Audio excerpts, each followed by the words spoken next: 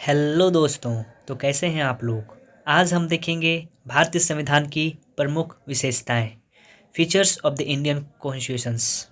Introductions में आप लिख सकते हैं, संविधान किसी भी देश का मौलिक कानून है जो सरकार के विभिन्न अंगों की रूपरेखा और मुख्य कार्य का निर्धारण करता है। साथ ही यह सरकार और देश के नागरिकों के बीच संबंध भी स्थापित करता है। भारत का संविधान 26 नवंबर 1949 ईस्वी को बनकर तैयार हो गया, लेकिन इसे 26 जनवरी 1950 ईस्वी को ही पूरे देश में लागू किया गया। प्रत्येक राष्ट्र की परिस्थितियां अलग अलग होने के कारण उस देश के संविधान की भी अपनी कुछ विशेष बातें होती हैं, जिन्हें संविधान की विशेषताएं कहा जाता है। भारतीय संविधान की भी अनेक विशेषताएं हैं जो निम्नलिखित है। और नंबर 1 में लिख सकते हैं, निर्मित एवं लिखित संविधान। भारत का संविधान एक निर्मित एवं लिखित संविधान है। निर्मित संविधान इसलिए कहा जाता है क्योंकि भारत के संविधान का निर्माण एक विशेष समय और निश्चित योजना के अनुसार संविधान सभा द्वारा किया गया था। लिखित इसलिए कहा जाता है क्योंकि इसमें सरकार के संगठन, उसके प्रमुख अंगों एवं कार्यपालिका, व्यवस्थापिका और न्यायपालिका का गठन एवं शक्तियां आदि का स्पष्ट रूप से उल्लेख किया गया है। अतः भारतीय संविधान को निर्मित एवं लिखित होना एक प्रमुख विशेषता है। दूसरी विशेषता आप लिख सकते हैं, विस्तृत संविधान। भारतीय संविधान विश्व का सबसे बड़ा विस्तृत संविधान है। वर्तमान में इसमें 395 अनुच्छेद, 22 अध्याय मतलब 22 भाग एवं 12 अनुसूचियां हैं, जबकि अमेरिका के संविधान में केवल 7, कनाडा के संविधान में 147 और ऑस्ट्रेलिया के संविधान में 128 तथा दक्षिण अफ्रीका के संविधान में 153 अनुच्छेद ही हैं। और तीसरा पॉइंट आप लिख सकते हैं, संपूर्ण प्रभुत्व संपन्न राज्य की स्थापना। संविधान द्वारा भारत में संपूर्ण प्रभुत्व संपन्न राज्य की स्थापना की गई है। संपूर्ण प्रभुत्व संपन्न का आशय है कि भारत आंतरिक और बाह्य सभी प्रकार के निर्णय लेने के लिए स्वतंत्र है। उस पर किसी भी तरह का कोई विदेशी दबाव नहीं है। चौथा पॉइंट आप लिख सकते हैं, संघात्मक होते हुए भी एकात्मक।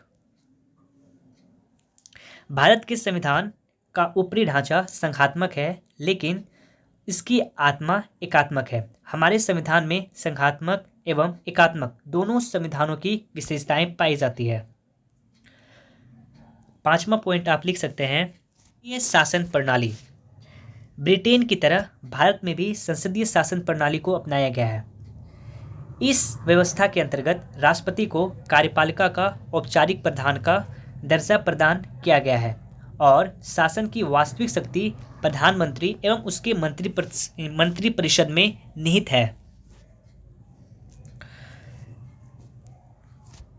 छठा पॉइंट आप लिख सकते हैं, धर्मनिरपेक्ष राज्य की स्थापना। भारतीय संविधान द्वारा भारत में धर्मनिरपेक्ष राज्य की स्थापना की गई है। धर्मनिरपेक्षता का अर्थ है कि राज्य का अपना कोई धर्म नहीं होगा और देश के प्रत्येक नागरिक को किसी भी धर्म को ग्रहण करने का व उसके उस धर्म के प्रचार करने की छूट होगी। सातवां पॉइंट आप लिख सकते हैं, मूल अधिकार एवं मौलिक कर्तव्यों की स्थापना।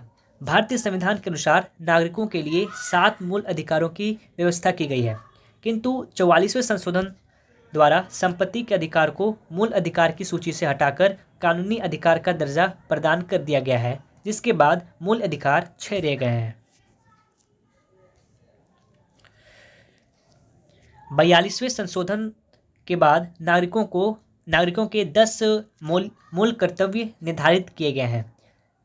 86वें संशोधन 2002 द्वारा एक और मूल कर्तव्य जोड़ा गया है। 8वां पॉइंट आप लिख सकते हैं, राज्य के नीति निर्देशक तत्वों की व्यवस्था। आयरलैंड के संविधान की भांति भारतीय संविधान में भी नीति निर्देशक तत्वों को स्थान दिया गया है।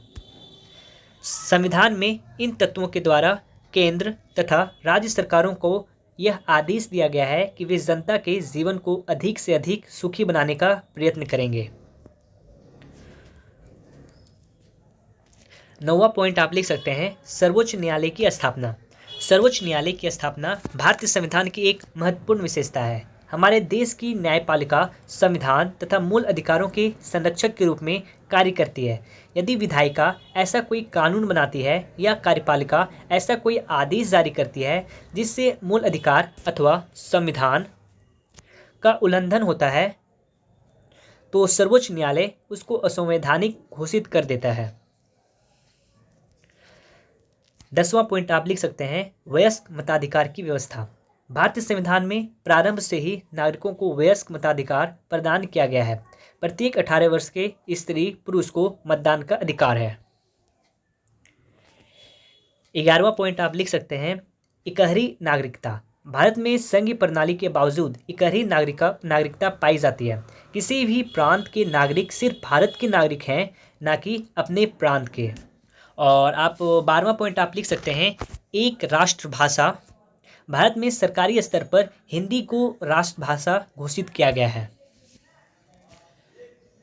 13वां पॉइंट आप लिख सकते हैं, अस्पृश्यता का अंत। भारत के संविधान द्वारा अस्पृश्यता का अंत कर दिया गया है और अब इसका किसी भी रूप में प्रयोग एक दंडनीय अपराध माना जाता है।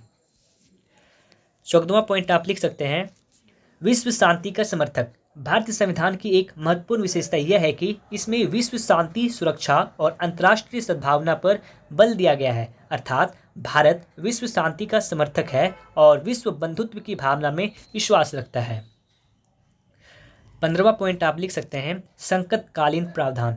संकट काल का सफलतापूर्वक सामना करने के लिए संविधान में पर्याप्त व्यवस्था की गई है। संकट काल में संविधान में संशोधन किए बिना संघात्मक शासन एकात्मक शासन में परिवर्तित हो जाता है। और अब देखेंगे भारतीय संविधान की आलोचना।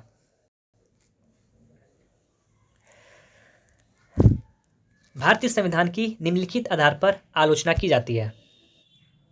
नंबर 1, अप्रातिनिधिक, अनरिप्रेजेंटेटिव। संविधान सभा के गठन के समय वयस्क मताधिकार का प्रयोग नहीं किया गया था, इसलिए ऐसा माना जाता है कि गठित संविधान सभा में समाज के सभी वर्गों के लिए प्रतिनिधित्व नहीं था। बूझल, अनवाइडली। यह माना जाता है कि किसी देश के संपूर्ण संविधान को एक नियमित नियमावली दस्तावेज के रूप में पाया जाना चाहिए, लेकिन भारतीय संविधान में ऐसा कई विवरण, प्रथाएं और बयान एक ही दस्तावेज में शामिल हैं, जिस कारण इसने संविधान को बड़ा और बोझिल बना दिया है। विदेशी शर्तें। भारतीय संविधान पश्चिमी संविधानों से उधार लिए गए लेखों का सम्मेलन है, इसलिए आलोचना की जाती है कि विदेशी संविधान की शर्तों पर भारत का संविधान आधारित है। और तो आइए अब देखते हैं कंक्लूजन। उपयुक्त बातों से यह निष्कर्ष निकलता है कि भारतीय संविधान विश्व का सर्वश्रेष्ठ संविधान है। भारत का संविधान जनता की प्रभुसत्ता के मूल सिद्धांत पर आधारित है तथा भारतीय जनता की वास्तविक एकता का प्रतीक है। यह एक आदर्श प्रलेख है जिसमें सिद्धांत और व्यवहारिकता का श्रेष्ठ समन्वय है। यह समन्वय हमें विश्व के किसी भी संविधान में देखने को नहीं मिलता है। वीडियो देखने के लिए आपका तहे दिल से शुक्रिया।